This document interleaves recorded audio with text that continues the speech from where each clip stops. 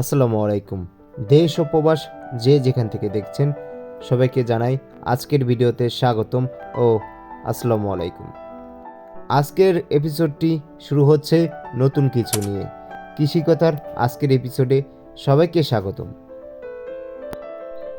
আজকে আমরা চলে এসেছি কৃষিকথা পরিবার গোপালগঞ্জের সদর উপজেলার একটি পুকুরে, যেটি গ্রাম অঞ্চলেই পুকুর বলে।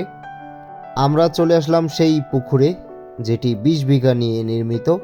এখানে যারা কর্মরত রয়েছে তারা আমাদের রিসিভ করলো, এরপরে আমরা সেখানে একে একে চলে যাচ্ছিলাম, ঘুরে ঘুরে দেখছিলাম সব কিছুই। বলা চলে গ্রামীণ পরিবেশের ভিতরে খুবই সুন্দর এবং দেখার মতো একটা প্লেস বা পরিবেশ। তো ঘুরতে ঘুরতে সেখান থেকে কিছু খাইলাম, দেখছেন আপনারা। তো গেরপাড়টি অনেক বড় বা পুকুর পাড় বলা চলে।